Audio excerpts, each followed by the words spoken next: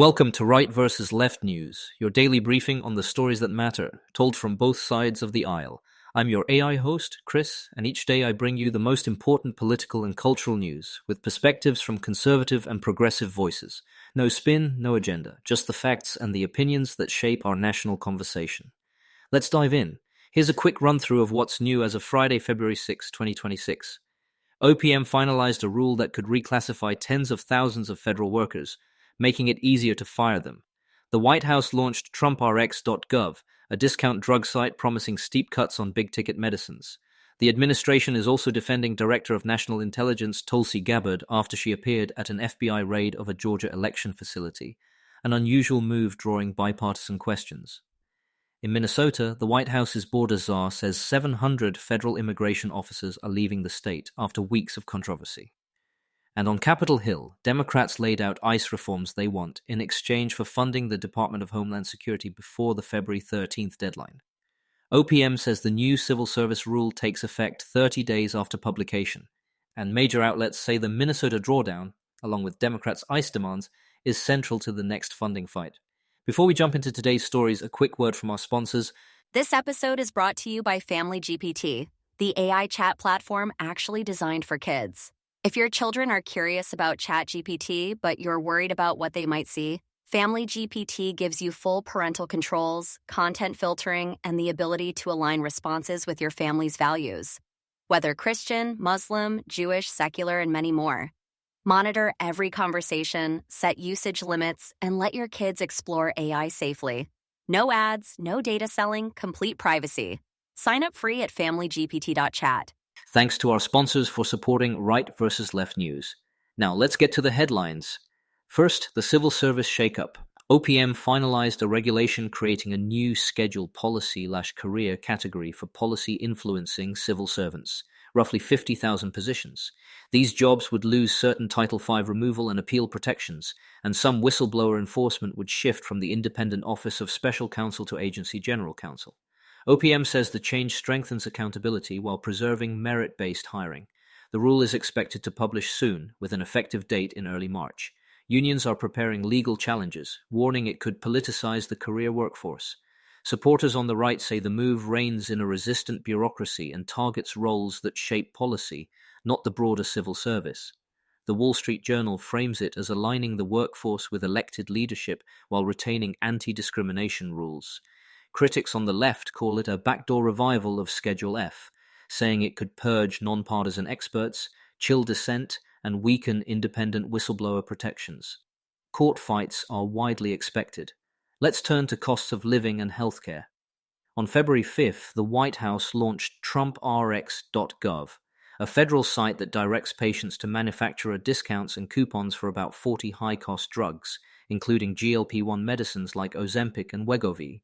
The administration says prices will mirror most favored nation levels, often hundreds below list. Reporting notes the site primarily targets uninsured or cash-pay patients, with deals involving Pfizer, Novo Nordisk, Eli Lilly, and others.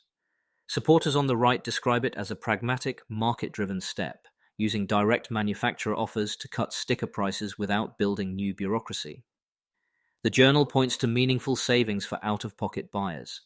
Progressive analysts counter that most insured Americans won't see a benefit because purchases through TrumpRx may not count toward deductibles or out-of-pocket maximums. They also question the transparency and breadth of the deals and warn it could distract from broader pricing reforms. Next, the election security controversy. DNI Tulsi Gabbard appeared at an FBI search of Fulton County, Georgia's election center, on January 28th. In a letter to Congress, she said President Trump asked her to coordinate intelligence on election security, while at the National Prayer Breakfast he said she went at Attorney General Pam Bondi's insistence. The shifting explanations are drawing scrutiny, and Democrats are raising alarms about a DNI attending a domestic law enforcement raid.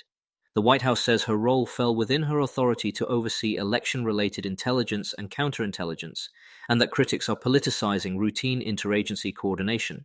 Critics argue her presence blurs the line between intelligence and policing and risks politicizing the intelligence community, especially given the seizure of hundreds of boxes of 2020 records. Lawmakers want briefings, paper trails, and a clear legal rationale. We'll be right back with more of today's news after this brief message.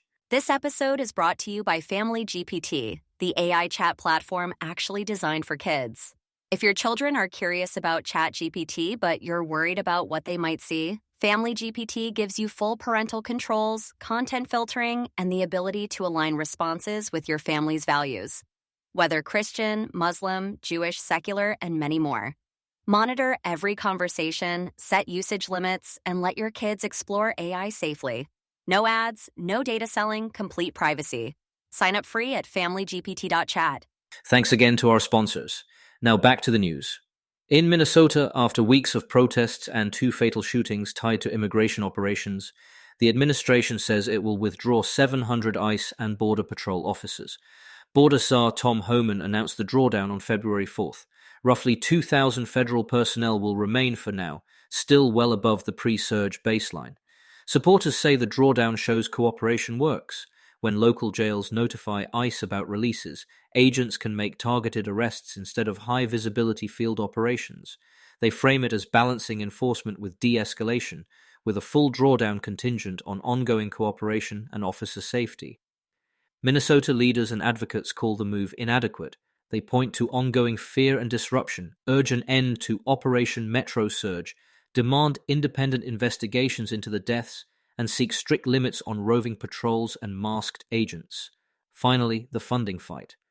With DHS funding set to expire Friday, February 13th, Democrats unveiled reforms they want in exchange for ICE funding.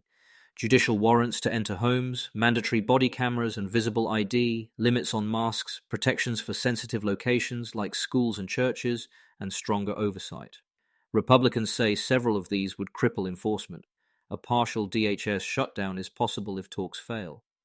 Conservatives call the judicial warrant requirement and mask restrictions non-starters that could endanger agents and halt removals, though some are open to body cameras and training. They argue Democrats are using must-pass funding to micromanage frontline operations. Progressives describe the list as common-sense accountability after the Minnesota surge, saying warrants, cameras, and clear rules can protect civil liberties and rebuild trust while allowing targeted enforcement to continue. Quick recap before we go. OPM's new rule sets up a major test of civil service protections. Trump RX rolls out brand name discounts, useful for some, limited for many insured patients. The White House defends DNI Gabbard's Georgia appearance as election security work, while critics see politicization. In Minnesota, 700 federal officers are set to leave, but thousands remain. And on Capitol Hill, Democrats' ICE reform demands could determine whether DHS stays open past February 13th. We'll keep tracking it as the negotiations and the headlines evolve. That's it for today's episode of Right versus Left News. Remember, understanding both sides isn't about picking a team, it's about being informed. Subscribe wherever you get your podcasts and join us tomorrow for another balanced look at the day's biggest stories. Until next time, stay curious and stay informed.